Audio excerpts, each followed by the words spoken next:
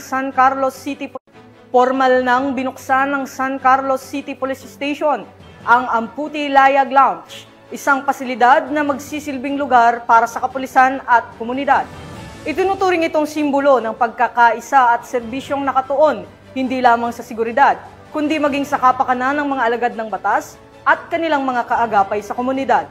Yan ang balitang hatid ni Police Corporal Rafi Veloria.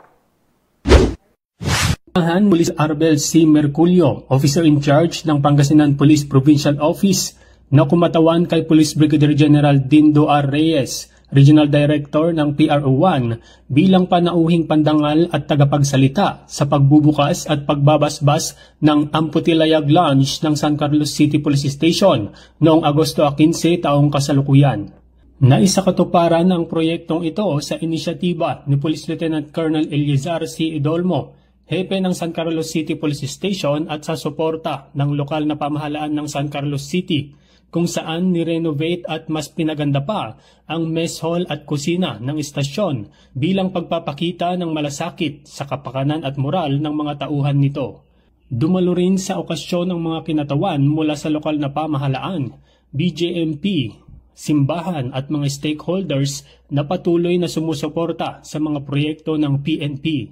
Ibinahagi naman ni Police Colonel Merculio ang mantra ng Pangasinan Police Provincial Office na ACM na nangangahulugang Action, Commitment, and Merit. Aniya, ang pagtatatag ng mas maayos na pasilidad ay patunay ng mga prinsipyong ito. Aksyon sa pagpapabuti ng lugar ng trabaho, commitment sa kapakanan ng mga tauhan, at merit sa pagpapanatili ng kahusayan sa paglilingkod. Ang Amputi Layag Lounge ay hindi lamang isang lugar ng trabaho, kundi isang simbolo ng dedikasyon sa organisasyon at sa komunidad. Nagtapos ang programa sa isang tradisyonal na budol fight na pinagsaluhan ng mga opisyal at panauhin. Higit pa sa pagkain, ito'y naging simbolo ng pagkakaisa, pagkakaibigan at diwa ng pagkakapantay-pantay.